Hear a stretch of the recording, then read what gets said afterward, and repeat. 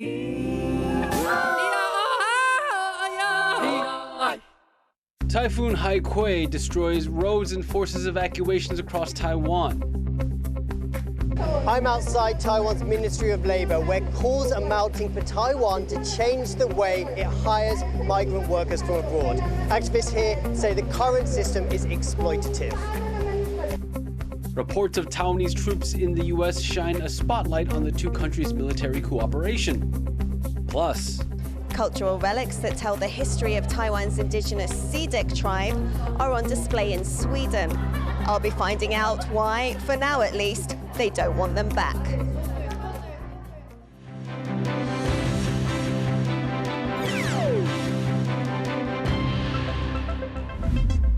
Hello and welcome to TaiwanPlus News. I'm Liao. We begin with a look at the latest on Tropical Storm Haikui, which was downgraded from a typhoon earlier in the day. It has raked across the south of the country, injuring 116 people and leaving around 250,000 households without power. Nearly 8,000 people have been evacuated from areas around the central mountains because of the risk of landslides. Over in the northeast, Ilan saw over 30 centimeters of rainfall in 24 hours. 2 people have been taken to hospital in Hualien after their truck was crushed by a falling tree. Inland in the mountains of Nantou, landslides have hampered emergency services from accessing some areas. 3 villages there have been evacuated. While in Taitung, flooding and high winds have blocked several main roads. 17 people have been injured, mostly from falling trees and debris. And as the typhoon now makes its way past Taiwan on the way to China, cities and counties across the country are starting to clean up and assess the damage. Landslides have prompted officials to evacuate some mountainous areas and cut off road access to others. John Van Trieste has this update. Typhoon Haikui brought winds strong enough to push cars backwards, and heavy rains, which caused thick mudslides that completely buried roads like this one in muck. Landslides have left 8 kilometers of this road in Taiwan's central Nantou County, the main link for nearby villages, totally impassable. It's just part of the damage left by Typhoon Haikui, which passed over Taiwan Sunday.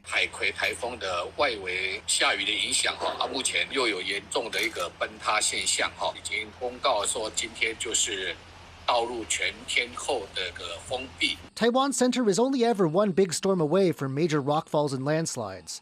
The area was still recovering from the impact of Typhoon Doksuri just over a month ago.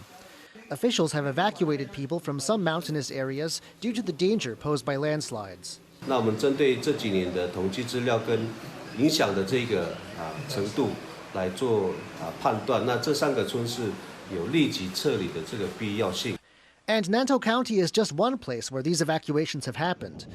They can be seen between Pingdong in the far south and Ilan in the northeast, where these rescuers helped older residents to safety. Much of the country has seen hundreds of millimeters of rain in a short time, and more is on the way, making it uncertain when the nearly 4,000 evacuees will get the all-clear to go back home. Joseph Wu and John Van Trieste for TaiwanPlus. For more on Tropical Storm Haikui's cleanup efforts, Sally Jensen spoke to residents of Kaohsiung City about how they're dealing with the aftermath. Workers are clearing up the debris after Typhoon Haikui swept through Taiwan's main port city of Kaohsiung overnight.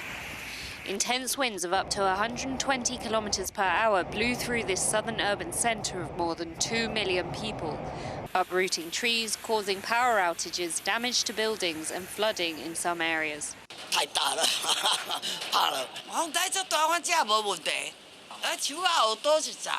Aside from being essential to Taiwan's international trade, this city is also a major naval base and is usually popular with visitors for food, outdoor activities and its historic sites. This coastal city is normally teeming with tourists, but no visitors have been here since the typhoon. Cleanup is already underway and not expected to take too long, which is a relief for the city's residents. Many small business owners here have opened their stalls, hoping that tourists will soon return.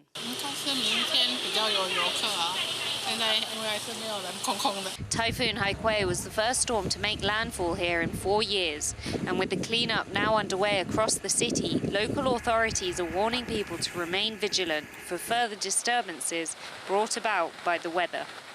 Justin Wu and Sally Jensen in Kaohsiung City for TaiwanPlus.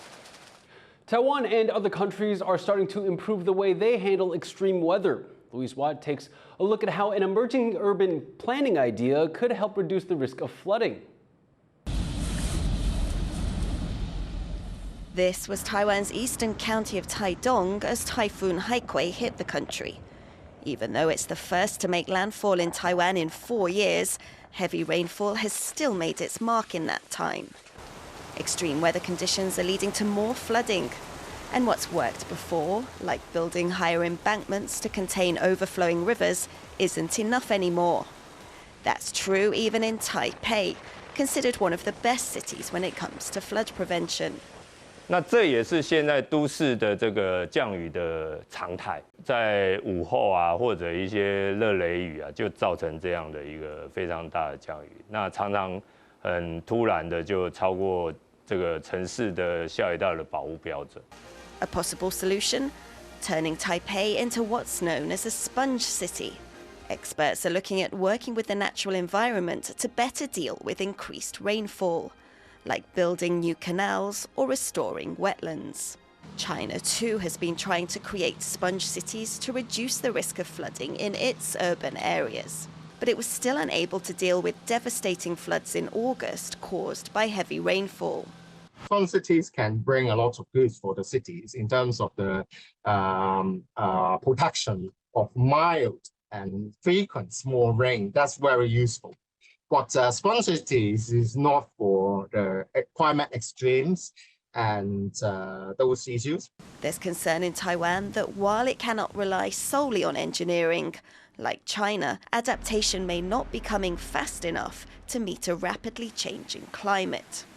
非常需要让城市里面用自然解方。台湾并不会说比其他国家更适合做海绵城市，我会说它更需要，它比其他的国家都更紧迫。Experts like Liao say that if Taiwan is to adapt to more extreme weather, its cities and people need to learn to coexist with floods so as to lessen their impact. Alex Chen and Louise Watt for TaiwanPlus. Labor rights activists in Taiwan are renewing calls for an end to the brokerage system for Taiwan's migrant workers. Rick Liao has the story.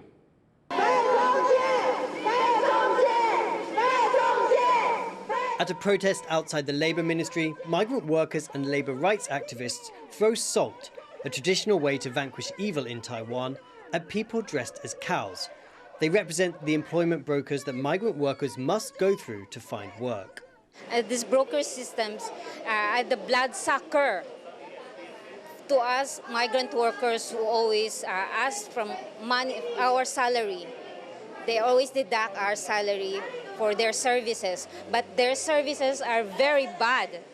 There are more than 700,000 migrant workers in Taiwan. They're essential to the economy, doing jobs in healthcare, the fishing industry and in factories. Most are from Southeast Asia, and they work for lower salaries and under worse conditions than the rest of the working population. They are also at the mercy of government-certified brokers to live and work here. Activists here outside Taiwan's Ministry of Labour are demanding the country does away with its brokerage system for migrant workers. They say the excessive fees eat into migrant workers' salary and that the system leaves them vulnerable to exploitation. Brokers charge migrant workers to find them jobs, organise their visas and other documents, and to change employers. The Ministry of Labour says it is trying to improve the system and allow companies in Taiwan to directly hire migrant workers. But it says employers prefer to use brokers to screen applicants and handle paperwork. Activists say the system is unfair, as white-collar foreign workers do not face the same requirements. But in Taiwan, the policy itself discriminated very badly against the blue-collar migrant workers. They are not served the workers to offer them a safe working condition, safe cross-border process. They are just trying to allow them to be exploited by the profit-oriented broker system. Yeah. Facing declining birth rates and an aging population, Taiwan is trying to keep its migrant workforce. Visa rules have recently been changed, making it easier for foreign workers to stay in the country. But activists here say that ultimately, the exploitative brokerage system must go if it wants to keep attracting people to work in Taiwan. Palmer Xu and Rick Liao for TaiwanPlus. A new report from Japanese media outlet NHK says that Taiwanese soldiers trained alongside U.S. troops in August. Taiwan's Ministry of Defense says they have no comment on the report, but this news is shedding light on the military relationship between the two countries. Jaime Okan has more.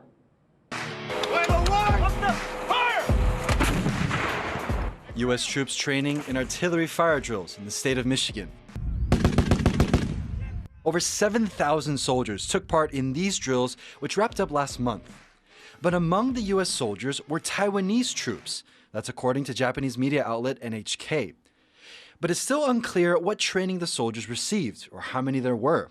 But analysts say that it could give Taiwan's military the ability to use U.S. facilities and training grounds. 在这个密西根的这个联合演训，主要是因为场地够大，所以国军参与的人员都可以有完整的步炮装，甚至是网络通讯、电子安全的这种演练。这一点可能在台湾是比较难施行的。The U.S. is Taiwan's largest provider of weapons and military equipment. And there are roughly 200 U.S. military advisors stationed here.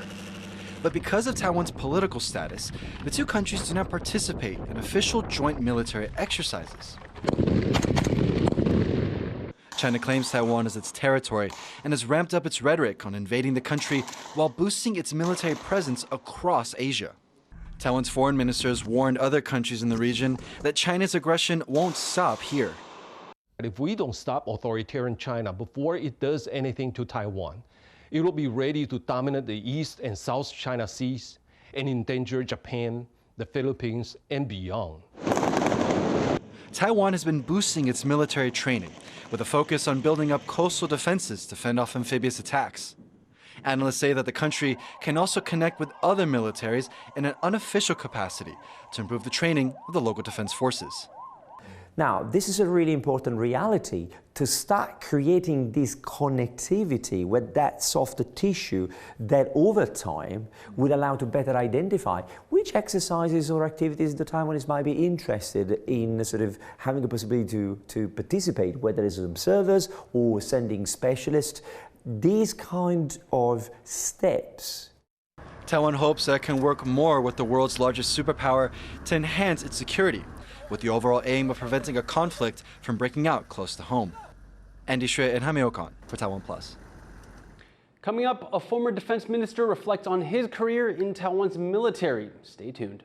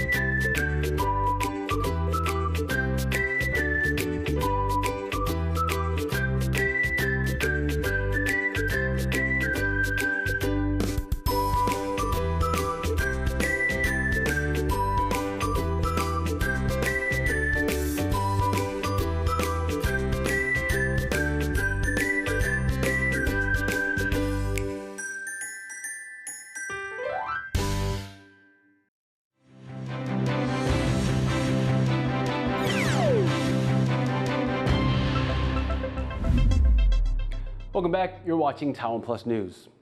The country celebrated Armed Forces Day over the weekend. To mark the occasion, TaiwanPlus reporter Ed Moon spoke to former Defense Minister Wu Si-wen about his career and experiences on the front line. In a quiet apartment in central Taipei, Wu Si-wen is enjoying his retirement. But as the former head of Taiwan's military, memories of less peaceful times are never far from the surface. He was defense minister at the turn of the century, the peak of a career that began 50 years earlier. 我先介绍我自己，我在广州出生的。我在1950年从广州经过香港到了台湾。Wu became defense minister at a time of transition in Taiwan. The country had just seen its first transfer of power from the Kuomintang, or KMT, to the Democratic Progressive Party. Wu helped oversee that change, and the nationalization of the country's military by removing political commissars. While many of his contemporaries saw themselves as loyal to the KMT, Wu says his loyalty has always been to his country. After graduation from high school, Wu joined the Republic of China, or ROC Navy. He was the chief engineer of a landing ship tank when China began a years-long bombardment of the islands of Jinmen in 1958, known as the Second Taiwan Strait Crisis. Wu remembers when a shell hit the ship he was stationed on. 那我去看了，看到有人趴在甲板上，我以为他受伤了，准备扶他起来，但回头一看呢，他的脸呢已经去了一半了，啊，当时就看他就死掉了。这一次呢，我们大概有7、8个人阵亡的。 Despite the losses, Beijing failed to break the determination of Taiwan's armed forces to defend Jinmen. Now, as then, the islands remain under Taiwanese control. Wu believes the conflict left a lasting legacy. 那么这2次炮击能够挡住了大陆的攻击，对台湾的有很大的意义，中华民国有很大的意义，啊，因为那时候本来大陆一直在要说解放台湾，要学习台湾，但是因为这2次把它挡住了。 And Wu says that set the stage for today's democratic Taiwan.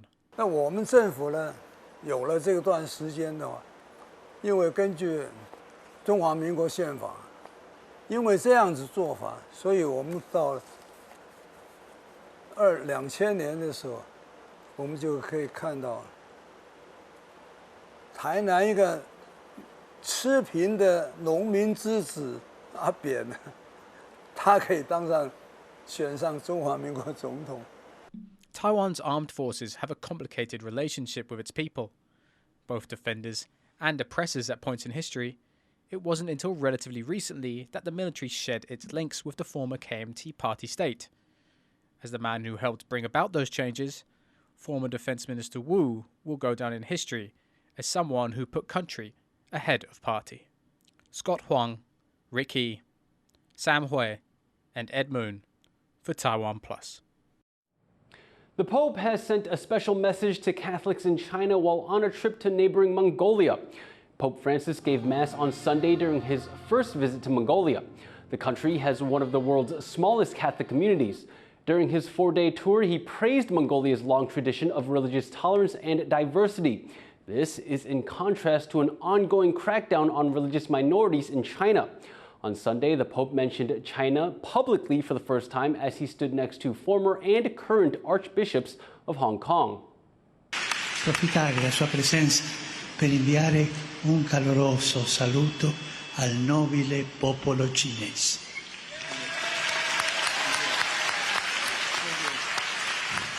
A tutto il popolo gli auguro il meglio e andare avanti, progredire sempre. E ai cattolici cinesi gli chiedo di essere buoni cristiani e buoni cittadini. Diplomats from the Association of Southeast Asian Nations are meeting in Indonesia's capital, Jakarta, to review their stalled peace plan for Myanmar. Violence escalated in Myanmar after the military seized power in a coup in 2021. Although the country remains part of ASEAN, its rulers are barred from top-level meetings and have done little to honor the group's 5-point peace plan. Monday's meeting comes ahead of a biannual ASEAN summit happening later in the week. Leaders from the US, China, Japan, South Korea, and Australia will also be attending. They're due to discuss issues such as crime and the South China Sea. The world's thinnest foldable smartphone has made its international debut at an expo in Berlin. It's the latest model by a spin-off brand of China's Huawei. Joyce Zeng explains how this phone could give China an edge in the global battle for tech and innovation supremacy. A new milestone for smartphone technology. At under 5 millimeters thick when open, this is the world's slimmest foldable phone. It's made by the state-owned Chinese electronics company Honor, a spin-off of tech giant Huawei. The company launched the improved flagship model for international users at a Berlin expo, and its executives are betting that foldables will be the next big thing in smartphones. We think the foldable phone are the futures. That's why we heavily invested in capacity of the foldable smartphone. Foldables currently account for only a small fraction of the billion-dollar smartphone market. The biggest player is arguably South Korea's Samsung, which had a rocky start setting the trend. In 2019, Samsung was forced to issue a global recall of its first batch of foldables after some users reported broken and blinking screens. But it's come a long way since then, having released several models and boasting the largest market share for this type of phone. But the challenge Samsung faces now is that they are seeing these very, very aggressive, innovative Chinese manufacturers leveraging their scale in their home market and seeing an opportunity to join the foldables party. The smartphone market is highly competitive, and it's another arena where China and the US are battling for tech supremacy. Washington has rolled out a raft of rules to keep its most advanced technology within its borders. That includes blacklisting certain Chinese companies like Huawei. Despite the US's efforts to stunt China's tech capabilities, especially in advanced chips, Huawei has quietly launched a new phone that uses a China-made chip, one that seems to have made a significant technical jump. And Huawei isn't the only one leveling up.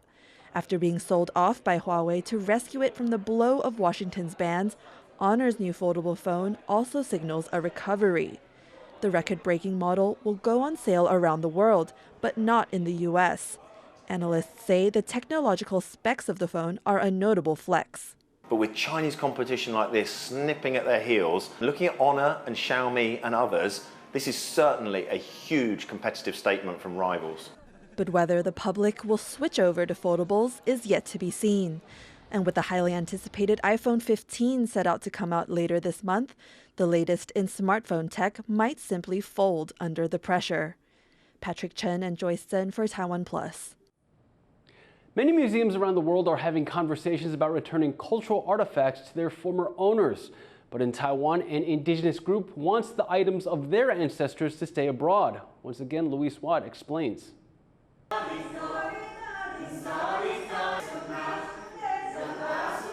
These are members of the CIDIC, one of Taiwan's indigenous groups. They're celebrating their culture, which has lasted through the ages despite repression. Now they're on a mission to revive lost knowledge of their ancestors and have been helped by the discovery of artifacts more than 8,000 kilometers away in a Swedish museum. Some of the CIDIC have traveled to see the relics. 就有点就是在跟过去的祖先做一个对话的感觉，所以那个当下其实就是有鸡皮疙瘩什么，就是看到这些东西的时候。The items were taken as far back as 1907, when Taiwan was a Japanese colony. Some were collected by a Swedish ambassador to Japan and a Swedish researcher, and later donated to the museum. Others were taken under coercion by a Japanese botanist and eventually bought by the Swedish museum. But while many museums in the West have come under fire for holding on to looted treasures, the CIDIC are happy for Sweden to keep theirs. 我们在做文物保存的时候，其实很害怕东西移动来移动去的，这是一个。然后再来是瑞典的气候很适合保存这些东西，干燥又冷。如果台湾像那种台湾湿热的天气，我们必须要花更多的成本。 The items were stumbled upon by US-Swedish curator Michael Lee when he typed in Taiwan in the museum database. After contacting researchers in Taiwan, he was overjoyed not only to discover descendants of the former owners, but that they agreed to work with the museum on an exhibition, which could throw up more of their history. I think in general, Taiwan indigenous collections have often been overlooked in Western museums, although they are often there. So I hope that through this project, it can show not just the subject, but other indigenous communities in Taiwan that there could very well be objects in European and Western collections that were collected from their ancestors. Now, museum visitors in Stockholm can see about 30 items. Textiles, weaving tools, baskets and hunting tools until early 2025. The tools and textiles on display in Sweden are an integral part of the Sedic people's past. Now they're being preserved for the future in a digital archive, and that project is being managed here in Taiwan.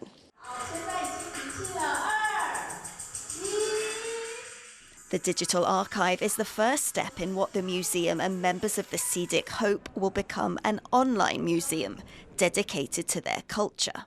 那现在又是网络时代，那我们为什么不要把这些东西全部都丢到云端上面？然后都是等于是说，都让我们去展览，或者是去说明这些文物的内容，去解释、去诠释它。